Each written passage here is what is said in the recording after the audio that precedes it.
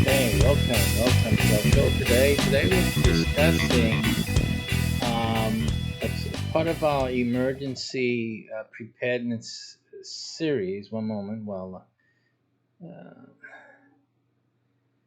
uh, one moment. Hold on, folks. We had a little technical issue with our YouTube, so one moment, and let's see if we can get back on there. Ah, we're having a little camera issue. One moment. I see. Wait a minute. I see what the problem is. Oh boy. Oh boy, really?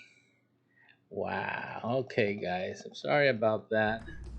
We had just a little mix up mixing the camera. So yeah, today we're going to talk about. We're actually going to talk about today on our survival series. I haven't done one of these in quite a while, and I was just seeing how the pandemic would be, which way the country was going. I was also looking at possible complications. I got to be very careful. The world was really near a cliff, and we just barely escaped from falling off of it or getting pushed off in actuality. So basically, since we're pretty much coming through this at this point, at least determined to be, I decided to go and talk about something that you're always going to need. The main point, especially as we drill down to the end, or that we're hoping for an end to this scenario, the latest scenario we're in.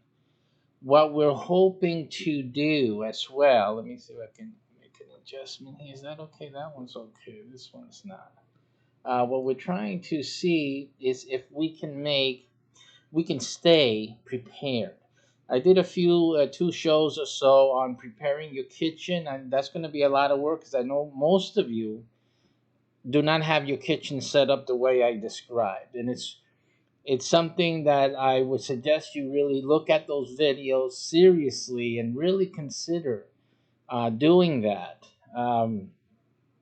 Think about it. Look at the videos, look at them again, listen to it, reason it out for yourself.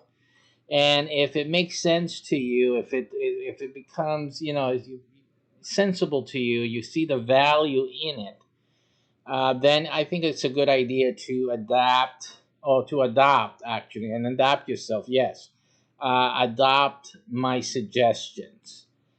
And it's not that you have to live panicked, or it's not about that. I mean, you have food. What we're doing is guaranteeing that in the kitchen itself, we have 4 to 8 weeks of food for the family. That's all that what this thing's is about. That's all. And making sure there's 4 to 8 weeks of food in an organized way, simply because if for some odd reason our children are there without us to supervise for some, it could happen.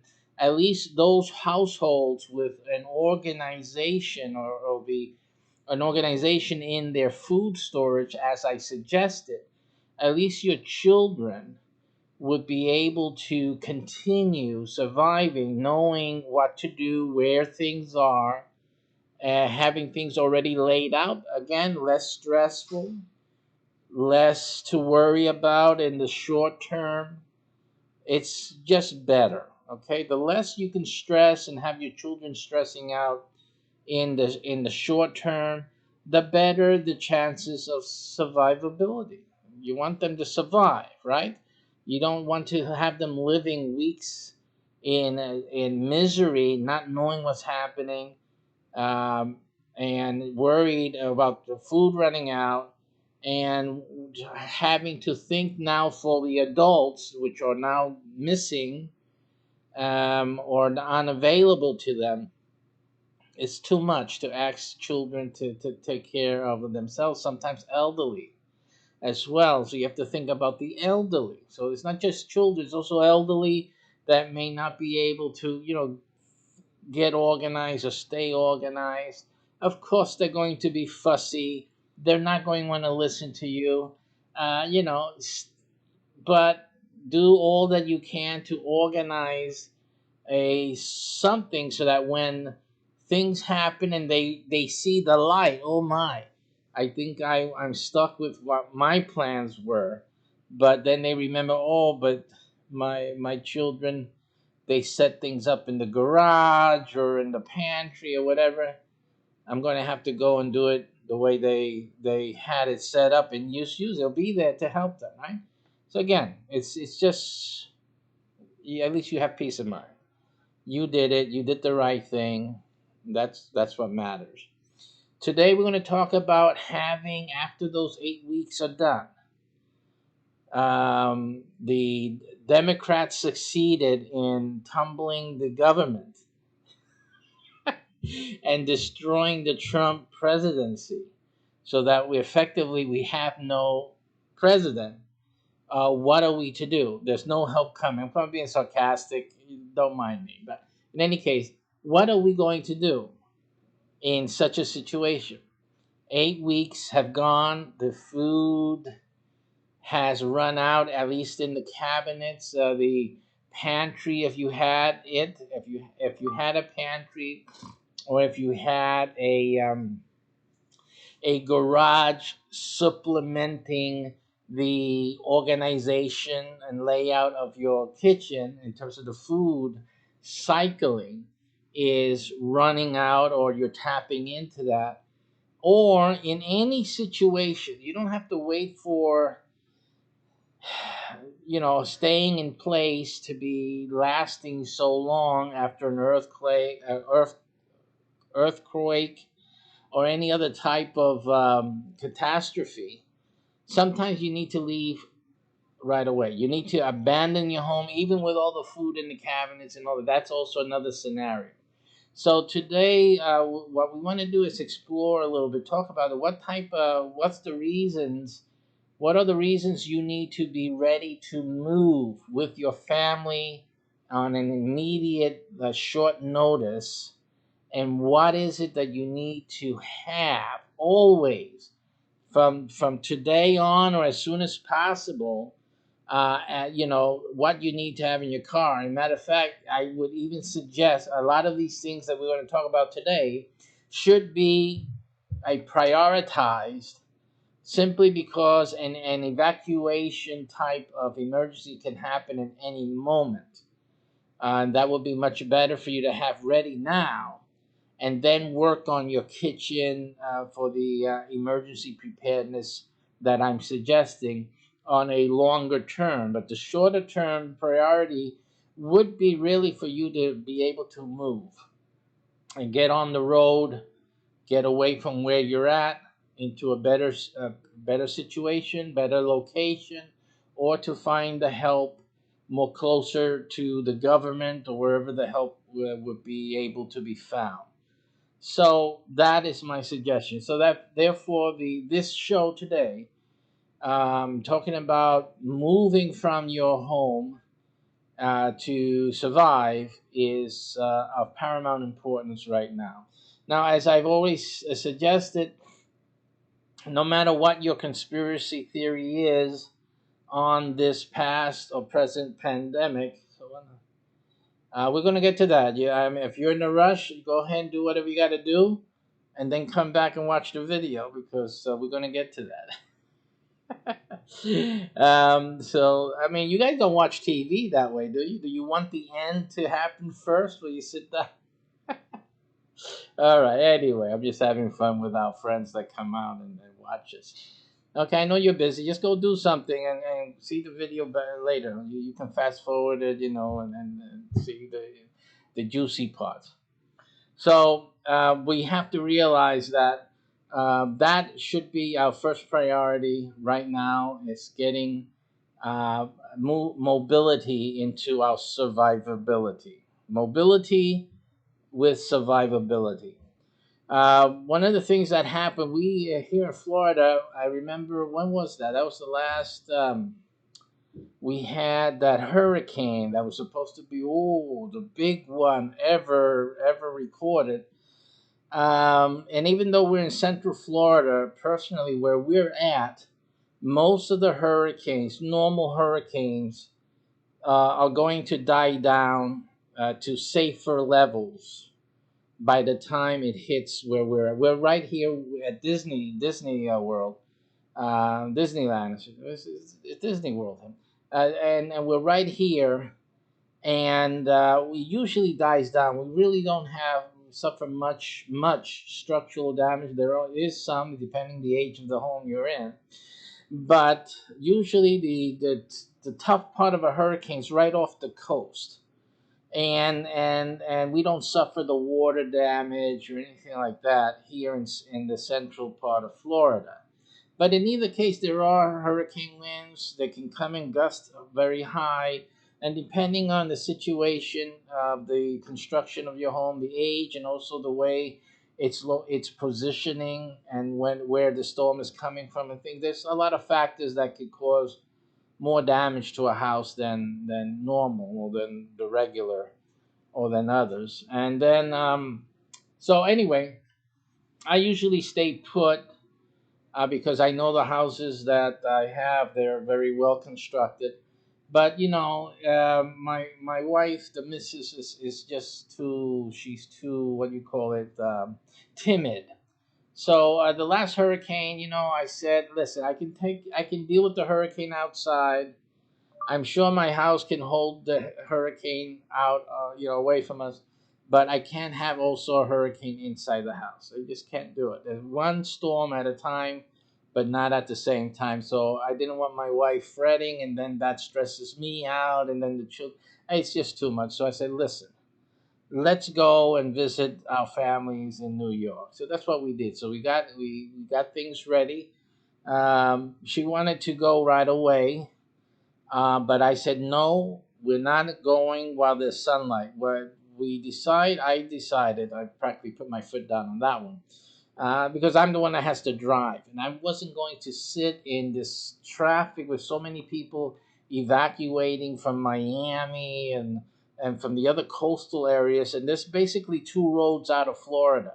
You either get on the I-4, then hit you get the I-4, then hit the 95, is it? And then that goes all the way up through New York on the East Coast, or you get out on the west side of Florida. What is that, 78 or something? I forget the numbers. But anyway, there's another way going towards Alabama or down the southern Gulf states. And since you didn't know where this hurricane was going to make landfall, and it's on the west side of Florida. At that time, it was going to hit on the left side, on the west side. I figured, you know what, just go up to New York on the East Coast. We'll head up and we'll just see how it goes.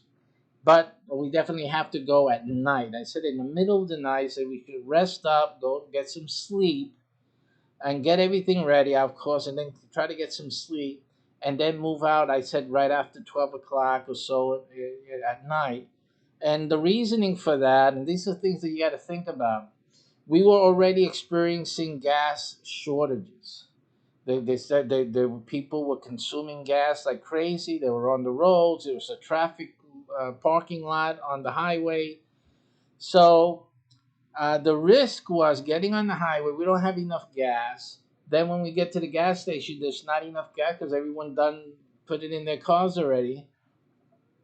Gas trucks can't make deliveries because everyone's tying up the traffic. So I figured the best time to go was to go after midnight when all the weaker folks are sleeping. They're not going to be out in the car. They're not going to start a trip out in the car. It's like counterintuitive for most people to start a trip at 12 midnight, at 1 in the morning, etc., etc. So yeah, I did things against the grain. I didn't do things like the herd was doing, and so that was a key for us for our success. So that's something you want to think about. You want to think about, doing things not in the way that everyone else is doing them. Okay, so that's the first key to surviving. Especially, is that who's preparing this way? Who's getting things ready? Not most folks. Most folks are gonna relax and trust the government to help them and wait for the community to get together and to sing kumbaya and to deliver cheese to your front door. You know, again, we went out at night. The streets, the highway was beautiful. We got out of Orlando as quick as pie. The best time to go. No one, there were people on the road, but it was like wonderful drive, full speed, going out, no stopping at all, no reason to slow down. And when we finally stopped, I wasn't going to stop for gas close. I just went. I said, since the traffic is so good, we're gonna go. And when we started getting to those eating places, the places you would normally go to get something to eat and stuff like that, then we went. I figured you would have gas where the trucks stop. They got those loveys, I call them, and those pilot on the highway type truck stops, and car stop. They got the gas there. So I figured they have to have gas. So yeah, so that's basically what happened. When we got off on our first stop, the first gas station I pulled into actually had no gas. They were closed. The pumps were closed, but the next door, the next one over, was open. Was one of those loveys, I think. So I went into that. We were able to fill up on gas and get a few snacks and things for our kids, and so that was good. There was When we were able to do that, everybody felt better. Really, I was feeling more at ease. My wife, I know, was more at ease. So it was the best thing for us to do was actually to make that stop and to find what we needed in the middle of the night. I mean, and that was the best thing. So my wife promptly recognized, she kept it to herself, but I know she knew it, that I was right. The exit from our home, the evacuation was perfectly uh, thought out. She wouldn't give me the credit for being perfectly planned, but it was well thought out. It was best. And, when the other family members in New York, they were concerned, of course, why are we waiting? Why are we waiting tonight? We got to get out now. We got to get out because everyone's panicking. When there's emergency situations, the last thing you want to do is panic. Panic is not good. Panic will get you in trouble and will risk your life. Take it. Use your head, think. If we're trying to get out, the best way to get out is when you can get out, not when everyone else is trying to get out and you can't get out. So it made known it was nonsense to me what all these people were doing. They were really crowding out, crowding out. Again, when the majority of people, they act out of fear and then they crowd everyone else in. It's the reason you have backed up traffic out of a dead carcass on the road. I'm talking about an animal. or a leaf in the middle of the highway, and that creates your rush hour traffic. It's ridiculous. Nothing there. There's no accident, and yet you have all these cars, bumper to bumper, no reason. And then you have the cars trying to jump ahead, trying to get out the exit there, that lane just to come back and hold everyone up. Just crazy mentalities that create distress for the rest of society. So I let all those monsters go, let all of them go, block each other, have a miserable ride. I'm going the easy route. And when everyone else has to go to sleep because they don't drive at night, they can't see at night or whatever, that's when I'm on the road. I'm going out and I'm doing it my way. So anyway, we did that and we had a great trip up north, as you know, and everything was okay. The house was okay. That was not a problem. But in any case, we had a great vacation for about 3 weeks. We went to New York, visited family, I visited my mom's, and it was good. So anyway, so what did we do? We had to pack things. We were ready for running out of gas. So if we ran out of gas, we were going to eat. So we were ready to heat some food and get things and eat, even if we ran out of gas until somebody could come and help us get gas and things like that. Um, I had thought we need to be comfortable as we go out, and if something happens, like running out of gas, because there's no gas stations, no gas in the gas stations, at least we should have be able to cook some food.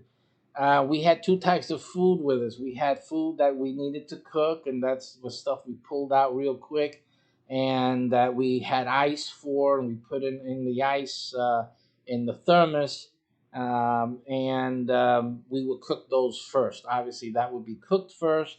We will have at least a good cooked meal in the early part until help would come and get us back on the road, etc., etc., and then we would continue our way. So we plan to take the meat and take some cooking things, and we took the what do you call it, the barbecue grill. We had these small grills that probably like one pot grill, something like that. You put some barbecue charcoals on there, and you can cook on that and make hamburgers or whatever. So we were ready with all of that. We had that. So if any, I figured if anything happens on the side of the road, we'll just go to the side of the road, break out the barbecue, start cooking, and having a good time. Again, making life, making exiting and evacuation as pleasurable as possible. So that was part of the thing. And then obviously you need other materials we're going to get to in a moment. But before we leave the house, you have to have things ready. I've always instructed the family here to keep things ready for a hurricane in case we have to leave the house. So Florida, people who live in Florida, I'm sure up the Oklahoma tornado trail over there, you guys that cut across the country, you guys also should be ready to evacuate your homes. And I'm sure there's other coastal areas. Coastal area livers or residents should be also have readiness for evacuating your home.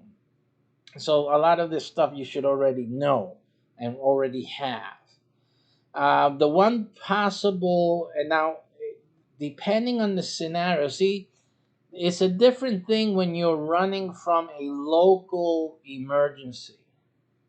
So this is also something that we have to discuss. A local emergency or regional emergency means that there's food and shelter someplace else.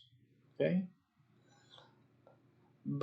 So it only means that you need, just to be able to survive the 2 3 days it'll take you to get from one part of the country to another part of the country. The other scenario is where you have a pandemic like we had now, and complications. So what was one of the big complications that could have occurred? Almost did. It's almost happening now, but it seems to be getting mitigated. And what is that? The shortage of food or meat, right? Especially meat, particularly, and then other foods will go. So what is the issue? The issue is that the pandemic was causing obviously people getting sick. These meat packers, these processors, and processing meat processing means that they kill the animal, they cut it up into pieces, and then they prepare the meat for its different distribution, packaging, and routes. Okay, if people in these processing plants get sick, they have to shut down the plant, right? That means that there's a shortage of meat. That's what's going to happen. And people start hoarding meat. So, like the toilet paper. Same thing happened to the toilet paper could happen to the meat, especially because people are slow. And when I mean by that, I'm not talking about their mental capacity. I'm talking about their ability to respond in a timely fashion. They're usually too slow. Like they didn't notice that all this toilet paper was flowing through the cash register. They should have stopped that. The supermarkets, distribution points have to know what the regular rate of usage is. It's really about time. And then when they start seeing a run, they really need to throttle it. And I think these are measures that supermarkets and other food distribution um, points and other items as well, they should be monitoring that. They should be able to say, wait a minute, the toilet paper is going too fast.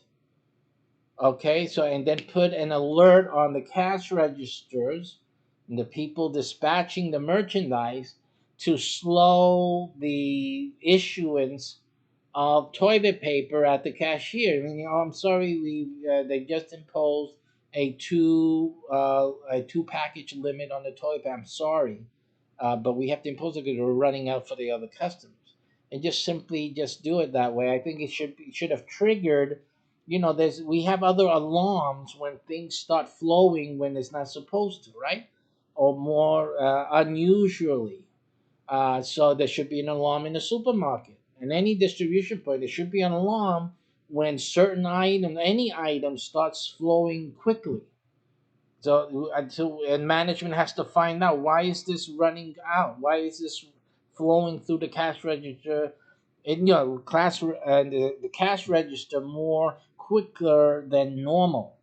So until they are able to assess why that is, they should have automatic stops in play.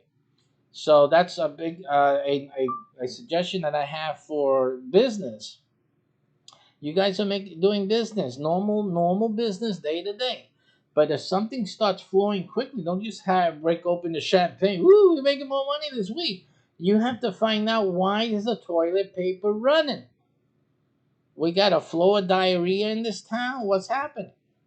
They have to check, and they should be checking with the health department or have some type of system the government could do. I make a suggestion that the government should have some type of early warning system for businesses to alert when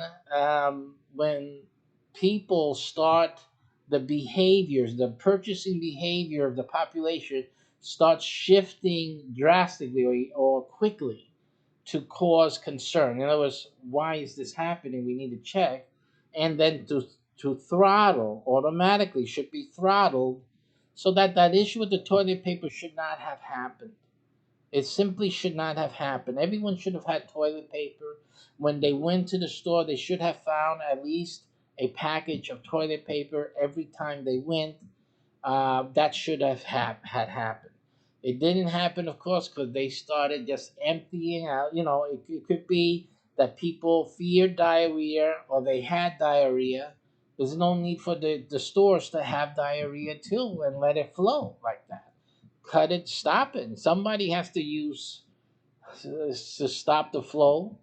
So it's the stores have to do that. I think the community should hold the stores accountable. After all of this is said and done, your community leaders out there, you need to go to your shop owners, your supermarkets, especially the big guys, and expect for them to show you how they plan in the future to regulate and to control when certain items begin to flow too quickly. And so that they need, because we're giving them our money, we're shopping there, they owe it to us. Since we're being faithful to them, they owe us the responsibility of controlling flows when it starts going out of whack. And because we're going to our trusted source of our supplier, and so we need to go and know that when we go, all effort has been made to make sure that people buy only what they need, and that we should find something when we get there. Okay, so that is, I think, essential, um, sensible development from this pandemic issue. All right. So we talked about the 8 weeks in your home, the 8 weeks in your kitchen have to be in the kitchen stores. When you have to leave the house, you're not going to touch that. That's going to stay. What you're going to have ready is the where you store things for your car.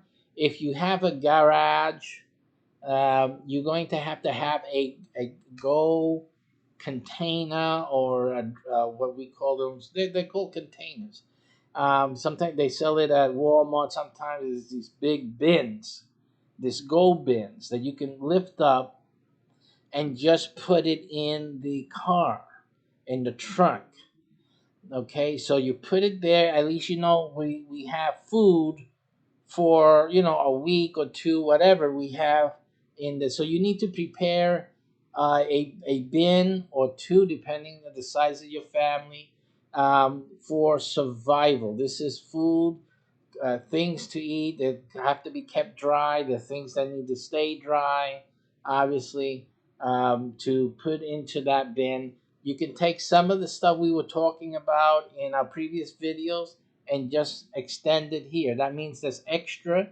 This is extra than what you have in your pantry. I mean, again, you have it in the pantry, you have it in your supply, but you don't have the time to go through and get them. See, you have to have it ready to go. That's the idea. So these are things extra. Same thing that we put into our pantries, into our 8 weeks of supplies, emergency supplies, and even more of the stuff that doesn't depend on refrigeration and stuff like that. So all of those stuff, all of those things that we discussed already previously, I won't go into them again. All of those items need also to be placed within these travel bins. So let's look for some of these bins so you guys can get an understanding of what I'm talking about. Let's go over here. I always use Amazon because they have everything there, more or less. And so let's look for bins, storage bins, so you guys get an idea. Yeah, so there are things like this with handles. This is 40-gallon. Anything, you got to go and look into your car and see what you have that that can fit. What you're looking for is something that fits inside the storage capacity or facility of your car. There's people who have cars that have a top storage rack. So if you have a top storage rack, you can use that if you don't have space in the car for people and stuff. Okay, and the reason for this, because you need a lot more space when you are traveling in car and you plan to travel extended days. You need a lot of stuff with you, but these things have to be ready to go. Simply, the you need to have two. You need to be thinking about two things. One are the food items, food and drinking. Don't forget drinking. When I say food, I'm also talking about water. So you need to carry enough water. These are gallons of water that you put in to the car. And at one point, I had the family switch out gallons of water. Just keep switching out gallons of water in the car to always have liquids in the car, water particularly, and it's good to have it if your radiator breaks or takes on a leak. Having the gallon of water in the car would help you keep going, finding getting the gas station or someone that can fix that. So it's always good to have a gallon of water in the car, but it's not good to leave it in the car, if you understand what I'm saying. Change it out every few days, every week or so. Take it out of the car, especially if you're doing the survival preparedness. Then you need to get the water out of the car more often and switch it up and use that water for other things that are not for drinking and whatnot. But keep it cycling so that you always have fresh water in the car in an emergency. All right. And then you can have another bottle just to have it for like the radiator or a quick cleaning of your hands or of a cut or something that may happen, and you have that water. It's emergency for anything water type of thing. So yeah, so you want to have that. You want to think about having those things. The bins are essential. So these bins, you should prepare them intelligently. Uh, Prepare them with each family member in mind, so you can have a section of the bin. Let's say you have these 12 quart stack things here. You see that here. This These 12 quarts, this could be one for each family member. Their snacks, their favorite little finger type of food that are dry, snacks and things that they particularly enjoy, and so that can be stored by themselves. They don't have to go in the bin. They could, because the bin makes it a one, pick up and drop in the trunk type of activity.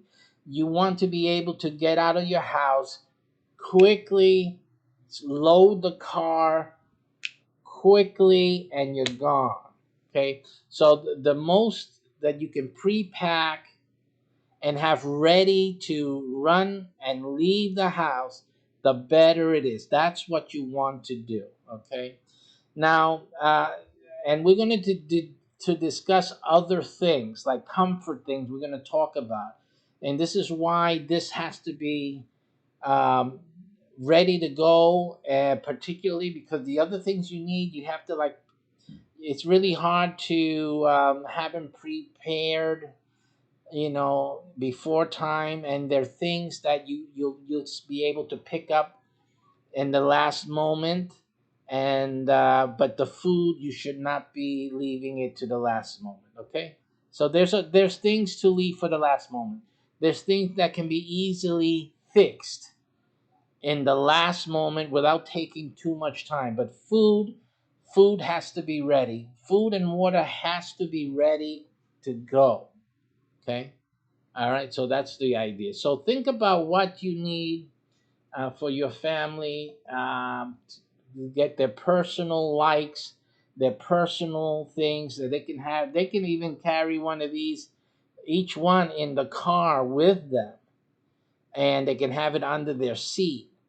And whenever they want a snack or something, they have that. So that extends your food. Having these little bins for each family member underneath their seat or near them, it extends your use of the food. So they don't have to be eating food constantly. They can be digging through their snack box, and that way you reduce the pressure or on the big bin. You see that? and just use the big bin for the bigger meals.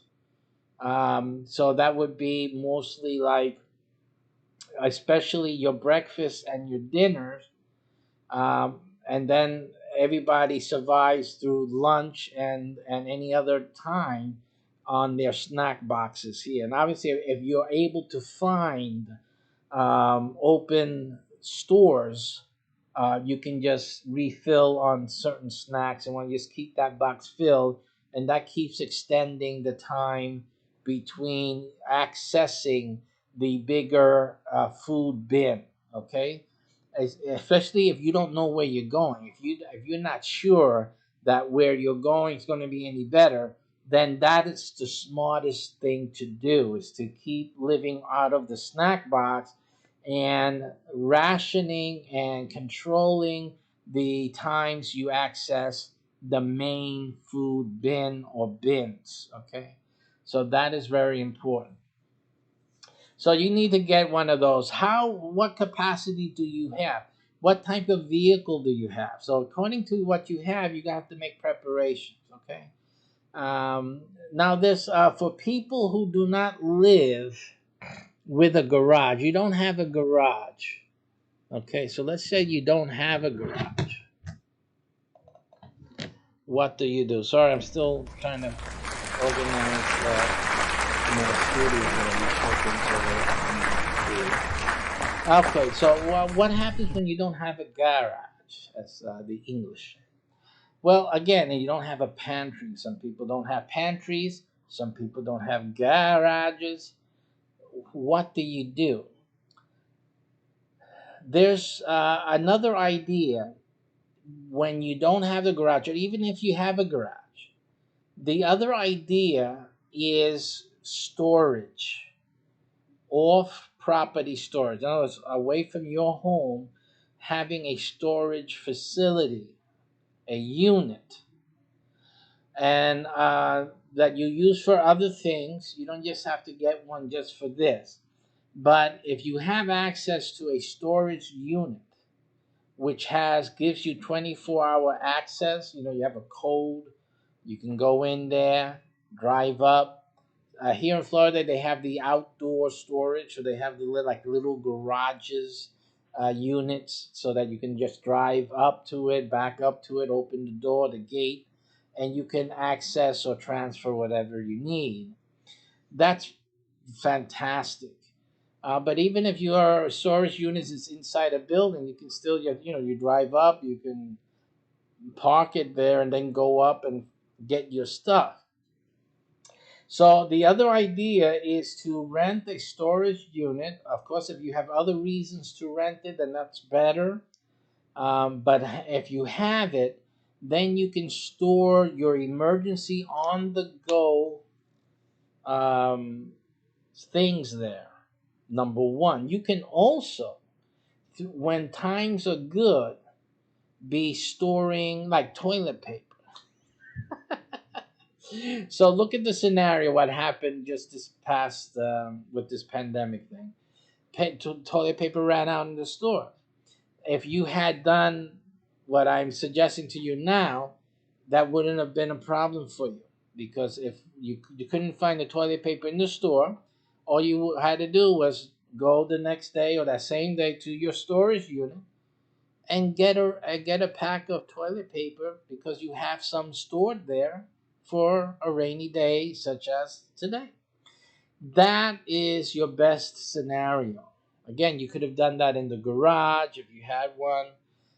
You could have done that in a closet space of one of your kids that don't need all that. Like the little kids don't need a lot of storage in their closets, and they got big closets, right? Because the house came with it. So then you use half of their closet space for storing, and you should be storing things like that, not hoarding. Again, whenever you go to the store, get two packages of toilet paper and other things, the canned goods and things we already discussed in previous videos, and take one of them and put it in your storage place, either in your home, in the closet, in the garage, or in the storage unit. And that's all you have to do during all the weeks that you go shopping.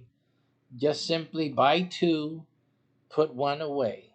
And that's all you have to do as the weeks go on. No one, the store's alarm will not ring. Oh, there's a run on toilet paper again. It won't happen because people usually buy one or two of an item, right? So just that you buy two and you put one away. And that's the simple way of you put having things when no one else has them. Now, again, it takes you to make the decision to live smartly, to live the right way from now on, which you should be doing. So, again, that's what it is. Plan out your bin according to the way those 8 weeks.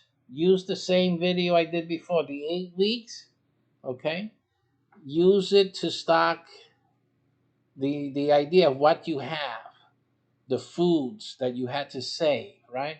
Use those the same concept for your bin. The only difference that in the bin, you're not going to necessarily be able to divide it into daily meals and stuff. You don't need to worry about that. Mostly what you need is items, the bulk items, and you need to store them in the bin as best as possible, fill it up, and then use another bin.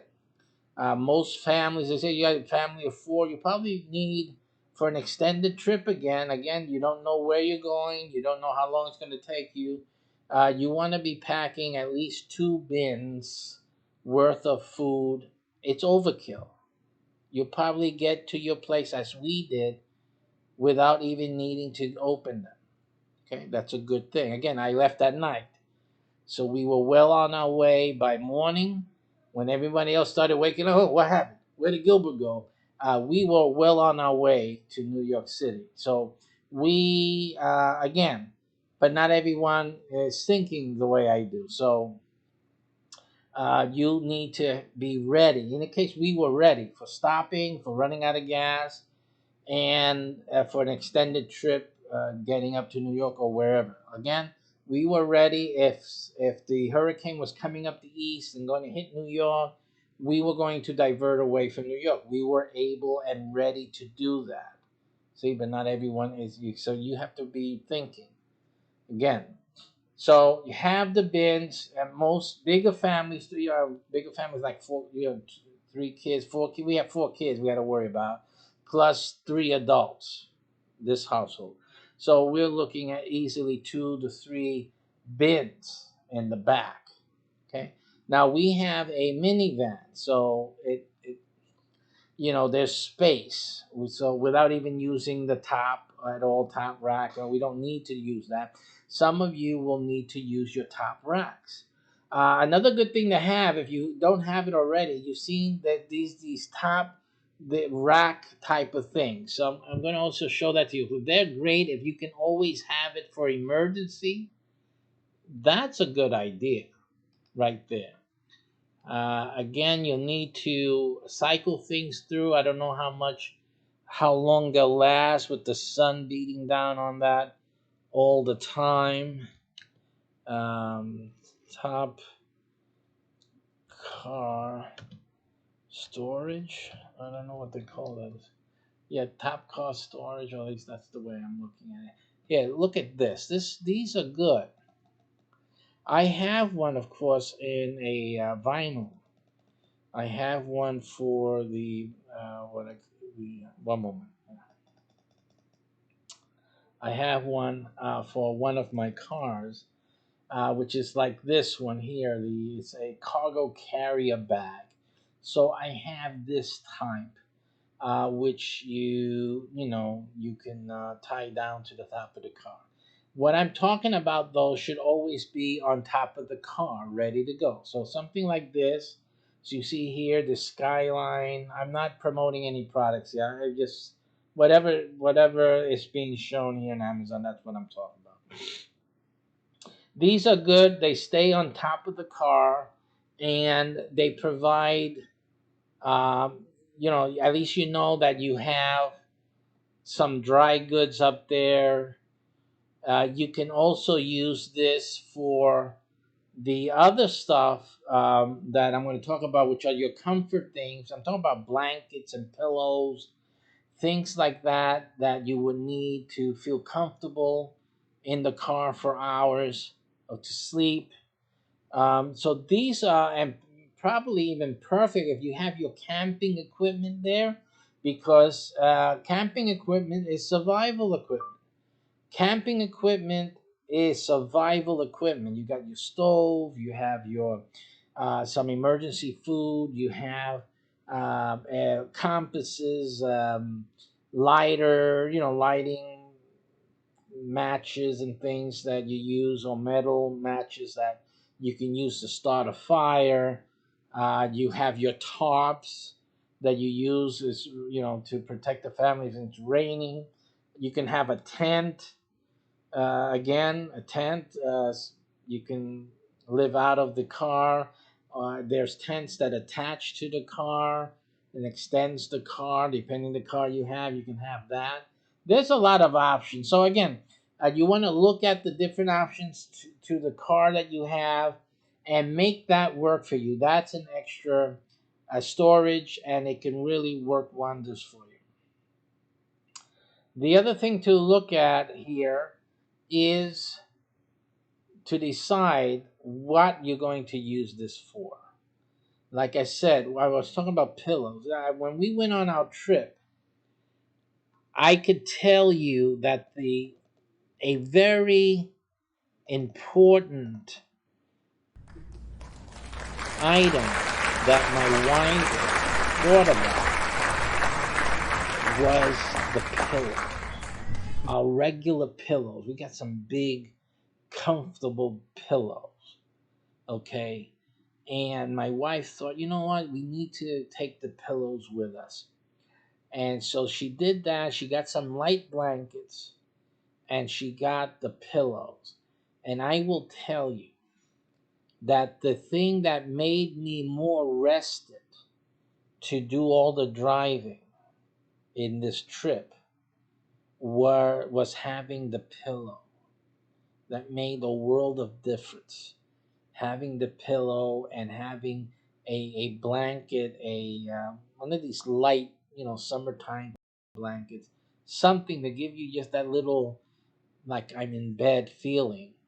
That goes a long way when you're driving for hours and hours and hours and you need to take a nap, you need to get some sleep.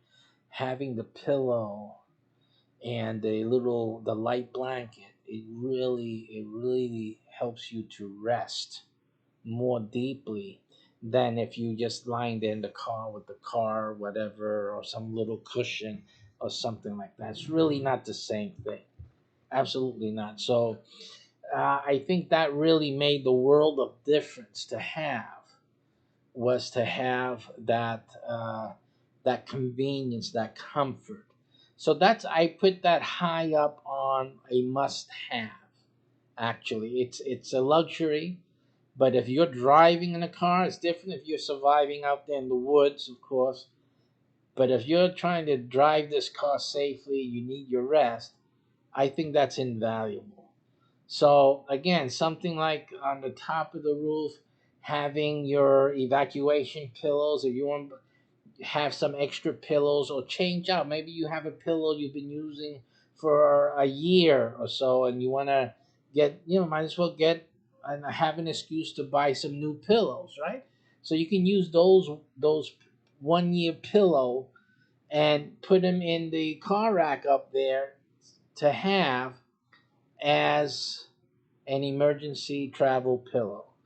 I think that does a world of wonders. Really does a good on the body, and I can testify to that myself. Okay, so and again, that's one less thing you guys have to worry about when you have to run.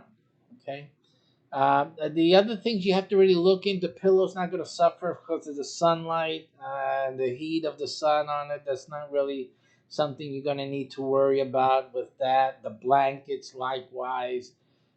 You can have your tarp and your tent in there. And some type of emergency supplies, even some personal hygiene supplies up there.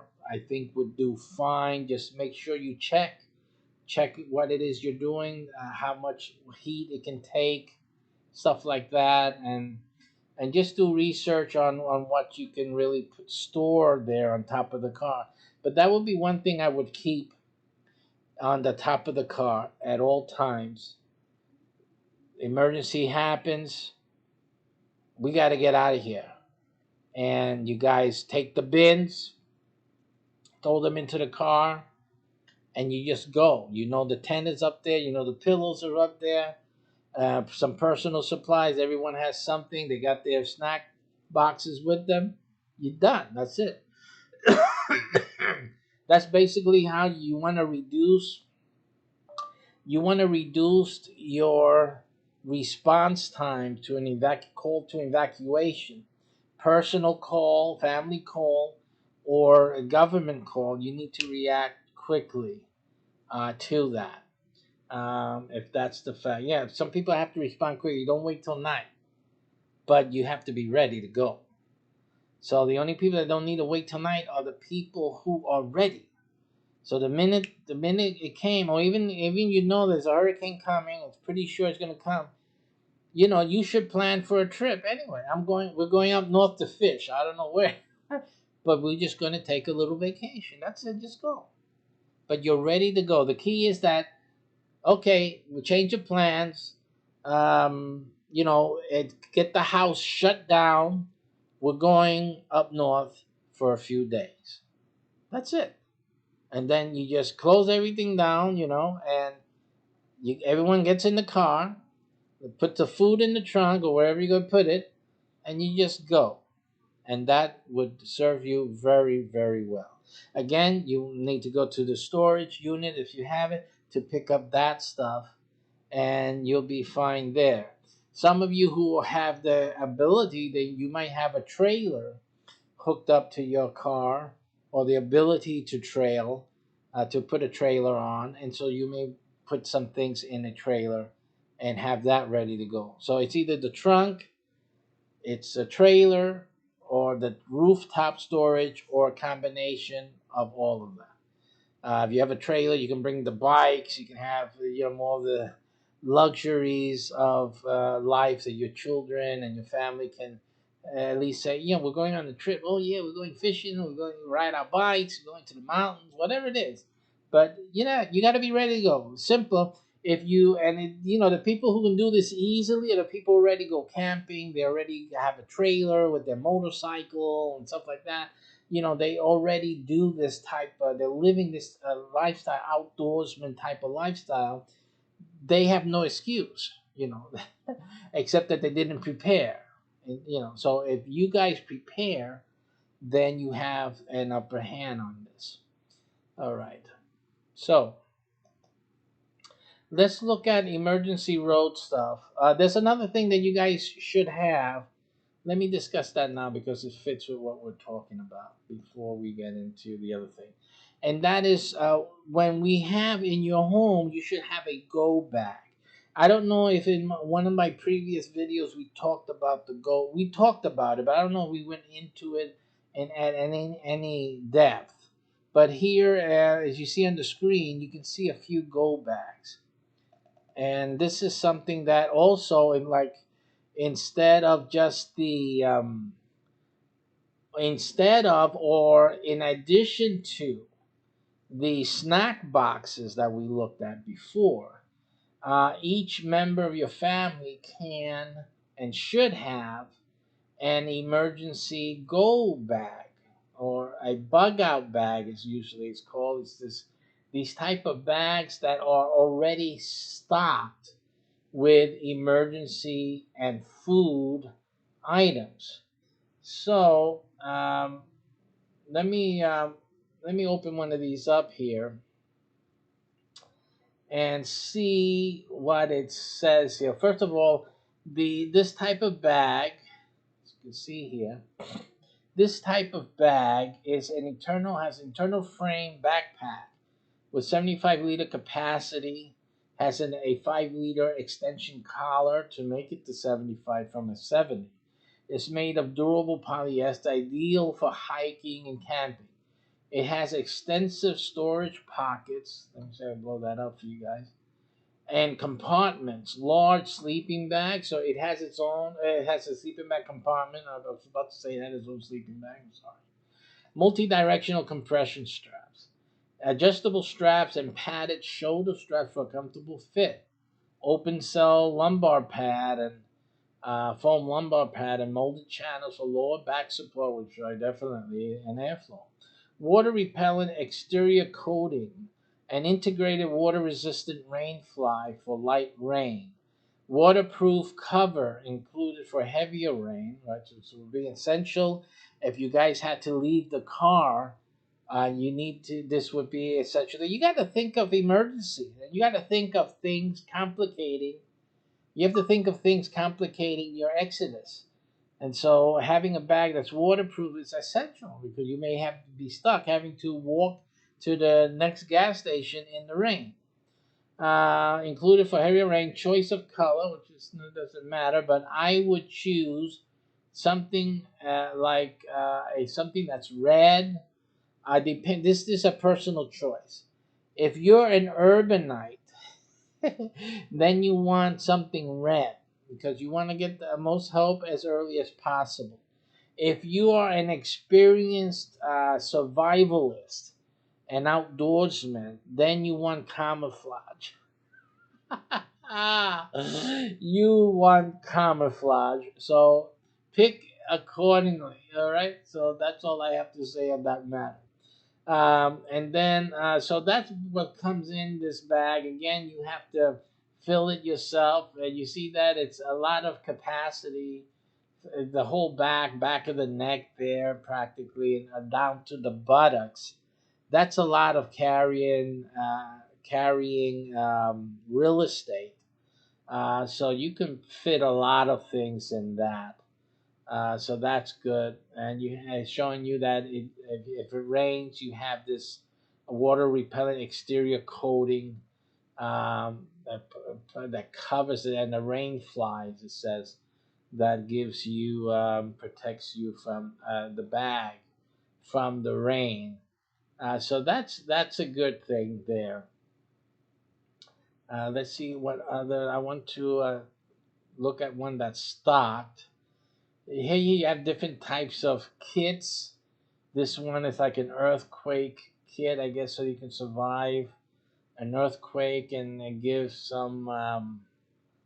Let's see, make sure that provisions will be enough for you for the critical first 3 days that a disaster strikes here. So this one is it's made for 3 days of critical survival.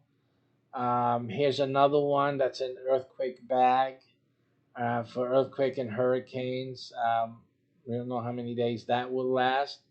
Here is one that's a prep store ultimate emergency survival pack, 72-hour food supply, survival kit, bug out bag, hurricane emergency kit, survival. So this pretty much has a lot of stuff in it. Let's see um, what things it's going to have in it.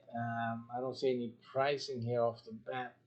But anyway, in either case, this is like for 3 days worth of survival. Here you go. You got those things in the back are meals. They're dried meals um, that are in the back there. I see one, two, three, four of those. They're supposedly very tasty. I have not tasted them, but everyone I see on YouTube, they like the taste. All of them are tasty. Some taste better than others when you compare them, if you have to compare them. But if you don't have anything to compare them with, then they're all tasty. You have a first aid kit there, as you can see, some latex gloves. You have the mask. Who needs masks? They got them here. You got the little pot. These are personal pots.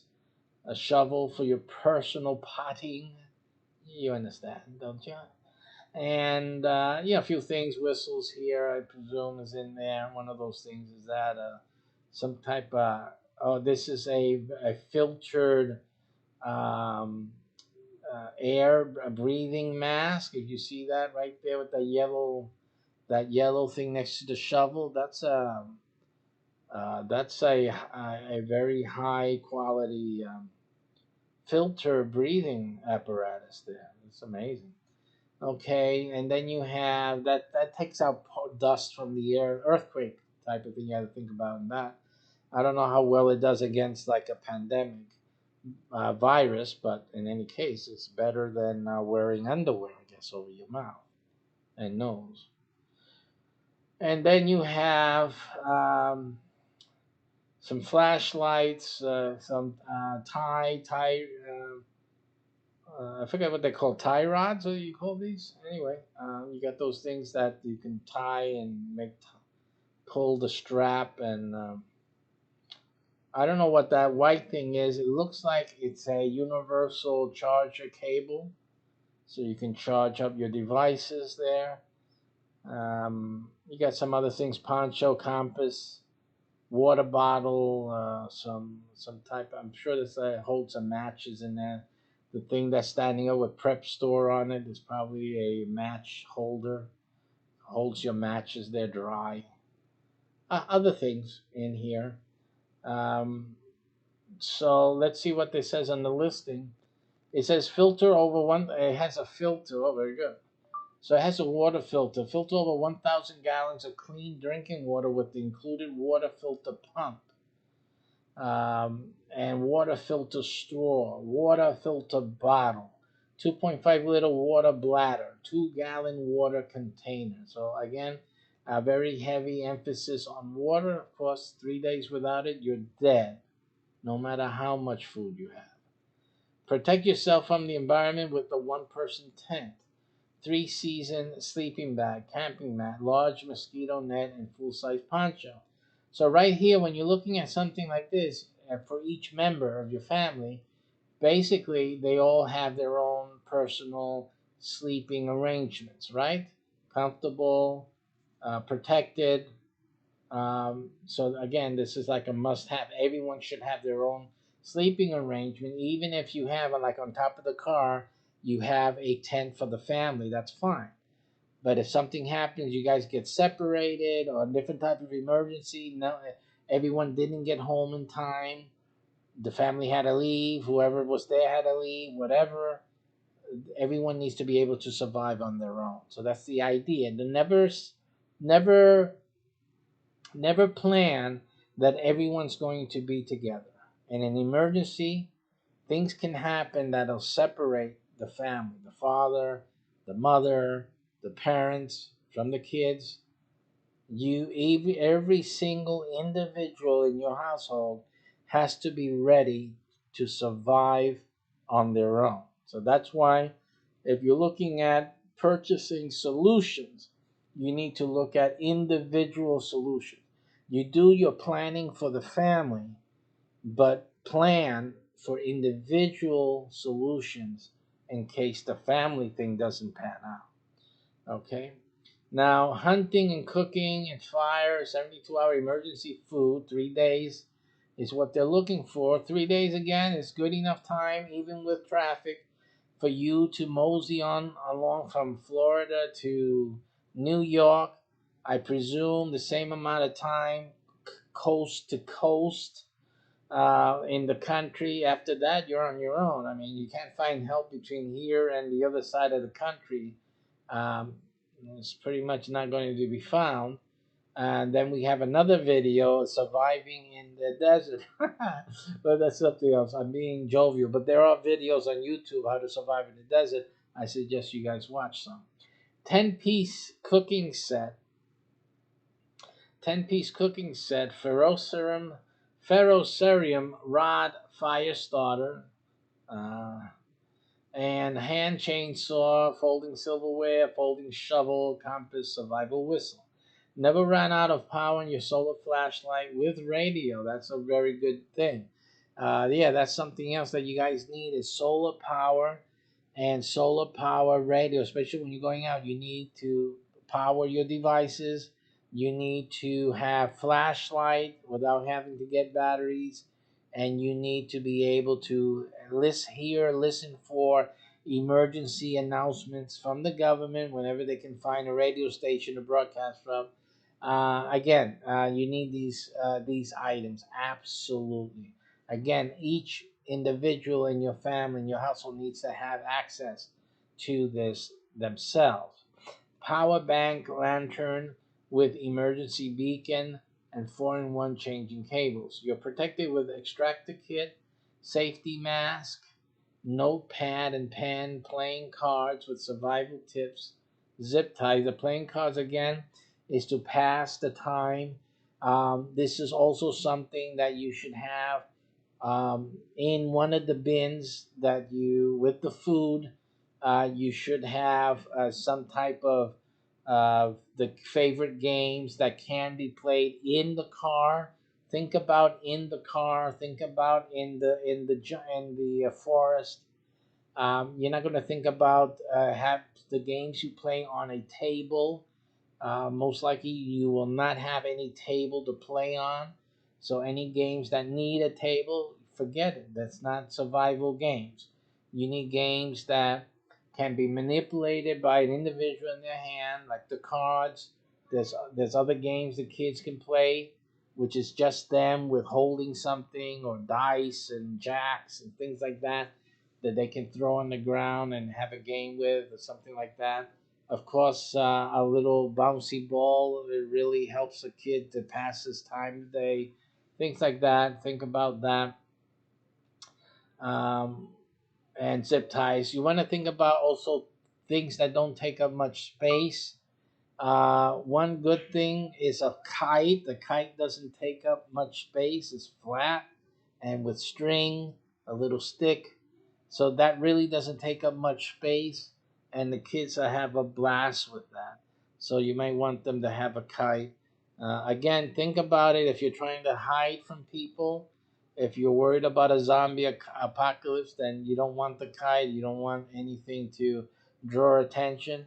A kite can be very good, especially if you want the attention. A red kite, a bright colored kite, can be used to attract attention. Say, wait, somebody's flying a kite out here. There has to be somebody out there with the kite.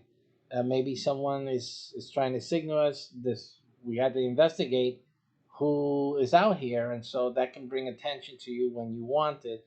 So think about that as well. That's another idea to have.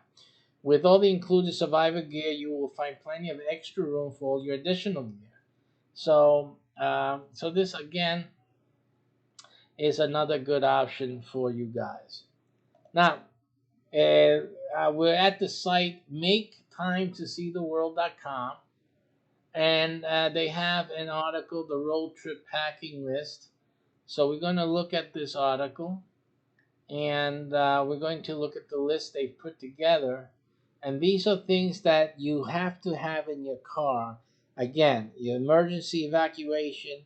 These are things that you must have in your car, or the responsible adult has to have it at emergency location, easy to find in an emergency. You have to look at where did I put it? Where did I put those things? Never do that. Always have it in an easy place. It maybe even next to the bins in the garage. You might have this. It's license and registration you should have on your body, but you should always keep a copy. Take a copy, a Xerox copy, a physical copy. Have a physical copy because maybe you won't have the phone. Maybe your phone has died. Have a physical copy. Obviously, where you put your bins, and so it goes with you. It's going with you. License and registration. Copy of your car insurance policy, and the relevant contact numbers. Again, these are things you may need. Your car's manual, because you never know what light might refuse to turn off when you're out of Wi-Fi range. Stuff like that. Spare tire. Always be checking on that. That make sure that your car is always emergency ready. You need a roadside emergency kit. That also helps protect your family. You need those warning things to put on the street that warn other drivers. They usually sell it might be in this kit, but they sell it's something to put on the street. You open it up and it has a red triangle, and what it does, it warns the cars, especially if you're on a curve. You need that. If you're stuck on the road and it's a curvy road, that gives a driver enough warning that to slow down and be careful. There's someone stuck in the middle of the road. So that's a good thing to have, and you want to place that far enough back behind your car to give a driver at normal speed the ability to slow down, to be careful, and to look out for you. Then you may get help that way as well. So that's a thing to think about. The car emergency kit contains battery booster cables. How many people stop you asking for cables? You need cables. At this day and age, if you're in a car without cables, what happens? You have to have booster cables, essential. Two light sticks, reflective vest, emergency rain poncho, warning triangle, which I was talking about before, the whistle, tire pressure gauge, window brake, etc. This is an all-one kit, has you covered for any possible eventuality, so that's obviously a must-have. What else do you need? You need paper maps. Again, your electronic devices, the GPS in the car may fail. Things can go awry. Paper maps won't erase. So get with the paper maps and learn to use them. Spare money and cash will still be king. Things going wrong, even if things collapse in society, money talks. Money talks. So you need to be able to have some money, even if you don't believe, even if you're a Bitcoin aficionado. You say, nah, Bitcoin's the king. We're going to be with Bitcoin. That's the only thing that's going to work. Even if you have gold coins, you figure gold and silver coins will have value. Um, Always have cash. There's no reason not to have cash. So always have cash. Again, you have two places for it.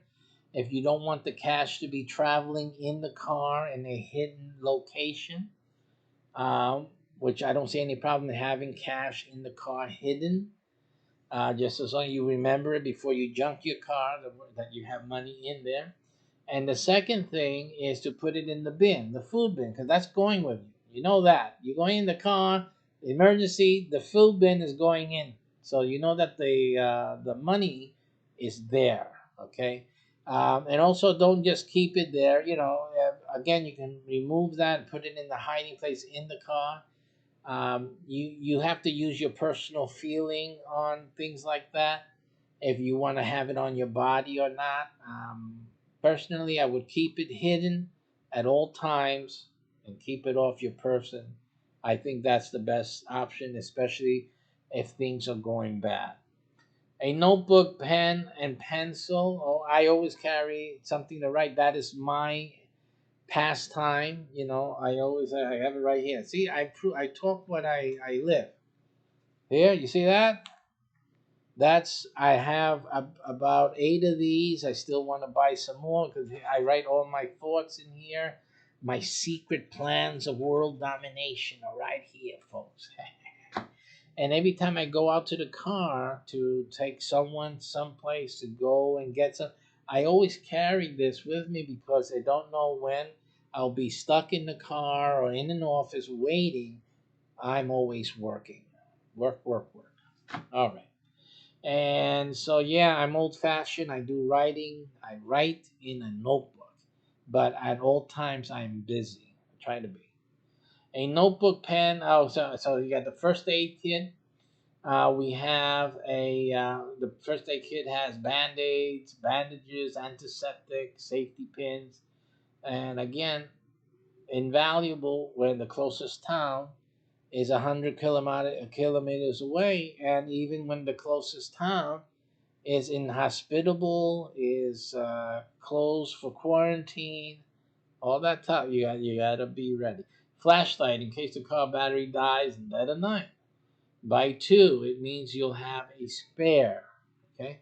And again, each family member should have their own in their backpacks, in their go bag. Again, if you got four people in your family, six, only one uses it at a time when it's needed. That means you have six times the light sustainability. Excuse me. And if they're solar powered, that is good. Bug spray, because bugs in the car are not fun. I can tell you that. I'm always on the hunt here in the house because whenever they open the door and they open the garage, they air out the house. The bugs like to come in, but I'm on the prowl here, so I'm ready with my bug spray. And every few hours or so, I go out with my bug spray in hand. I'm going to hunt. I get it.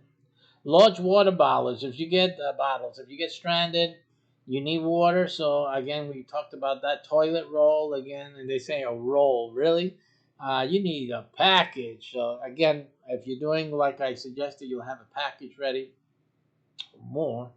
And if traveling in winter to cold locations, you're heading up north, you need some snow shovels, ice scraper, umbrella. You need to be able to survive in the winter if where you're heading is towards a wintry northern area. You need your Bluetooth wireless things, hands free, would be good. Kick ass road trip playlist, for the enjoyment. Again, entertainment, enjoyment while things are stressful is also a very good planning to have. You have your camera. I wouldn't get extra cameras. You're trying to survive. If your phone doesn't work, it does. You don't have a camera. That's it. I think it's an extra luxury that's really unnecessary. Again, this is for travel. This is advice for traveling and for taking pictures because you're traveling. And for survival, you don't need this.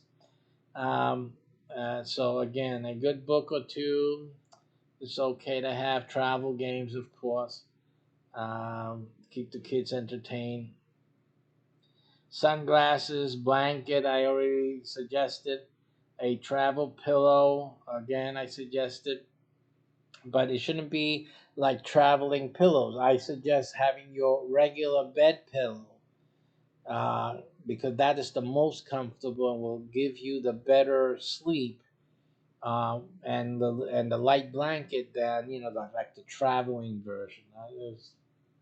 You want your comfort thing, your mug. If you're accustomed to have a comfortable, have your mug next to you, or I use instead of the mug. It says a travel mug. I guess they're talking about the stuff you put into the coffee holders, and that has its cover, and you drink through the cover. Something like that that you should always have. Yes, a reusable water bottle, UV window shade, um, an extra wrap, hand sanitizer, painkiller medication, anti-inflammatory medication like aspirins are good, or whatever you call it, acetaminophen and whatnot. Reusable shopping bag, something to hold things in, would be good. Sometimes you may need to go get wood, collect something to help with food preparation, something you want a way to carry these things and not be trying to carry everything in your hand. It's uncomfortable and whatnot. Ideally, you want to have at least one for each family member. That way, if you find something and it's a lot of it and your family needs it, everyone can help and carry with the bag, right? Even the kids can carry given a bag. So that's something for you to think about. Mints, obviously, to keep the appearances. A towel, which again, these towel can be kept up in the top of the car thing, if anything. Flip flops. I'm usually always in flip flops. If an emergency would occur, I would most probably already be in flip flops. So um, so that's what I would be wearing. And What I would recommend is also having a pair of sneakers up in the compartments, and or some boots, some of those Timberland boots, the boots like for hiking, to protect your feet from sticks and branches and stones. You know, when you're walking, um, you want to have something that's strong, that you can wear to protect your feet. Uh, so that's recommended. Sneakers and that, especially for the doers. You know, not for the kids, but if you're a parent, you'll have to go and get stuff in the forest, or go hiking to look for things. So you need to protect your feet. Um, Also, a good thing to have, depending on what part of the country you're in, is the snake boots. There may be snakes, so you want some type of boot that goes up that protects your foot and your lower leg from a venomous snake attack. So you'll want to have that. Day pack. I guess they're showing some items here: toiletry bag, sunscreen, body wipes, lip balm, mini hairbrush, hair ties, grips, the three T's: toiletries, toothbrush, and toothpaste. Again, these things can be in the storage compartment. It can, if you have room in a bin, then you can put it in the bin. You may have even one of those separate bins, the small ones, like this I recommended for snack bins. You can put these type of toiletries for the family within one of those bins, and that could be the toiletry bin for everyone. They're suggesting some miscellaneous items: plastic garbage bags that should always be in the car. Never know when you need that. Snacks. Again, if you're carrying the small snack boxes, as I suggested, the car cooler is always a good thing to have. And I'm surprised I don't see more people having that. And I'll finish the broadcast with that today. um, that car cooler, I think, is essential for you to have a car cooler. Let me just look here what else I wanted to discuss. Okay, so I discussed everything there. Yeah, the car cooler.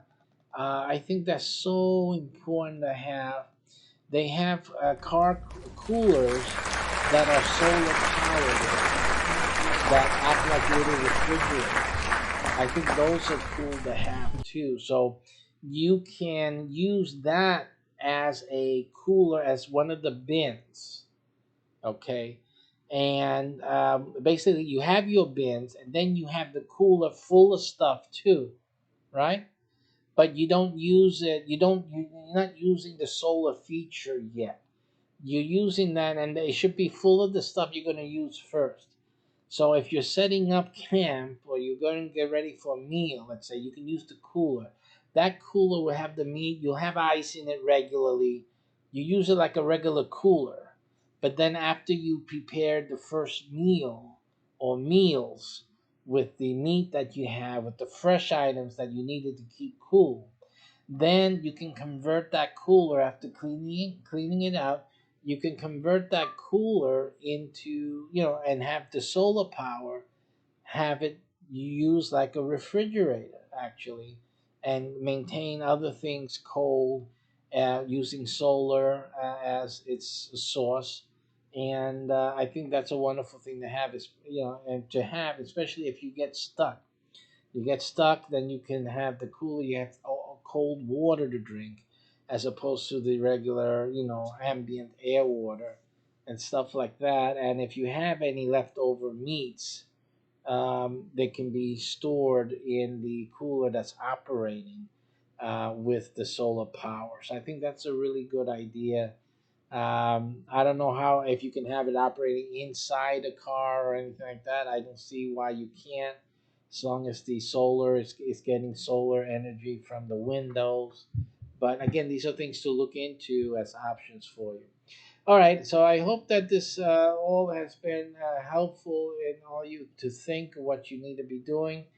What I suggest needs to happen is that every family needs to prepare their vehicles, prepare your storage, spaces for the immediate get out of your house scenario. That will happen after the 8 weeks that you're stay at home, and there's no help that has arrived to you in an emergency. It can happen immediately upon any catastrophe, natural or otherwise, that would essentially require you to leave your home in an emergency rapidly. So, rapid deployment here. So, I think that you guys should look into that, be smart. It's very easy to have one of these top of the car storages. It's very easy to keep them stored and ready for an exit. Very easy for you to have storage unit that you're using otherwise for other storage, and use a section of that near the door preferably, so you can simply go pick up your emergency supply, fill the car, move quickly. Also to have that set up in your garage. Okay, and I thank you for watching, and see you guys next time. Be prepared, because the next time it happens may be it.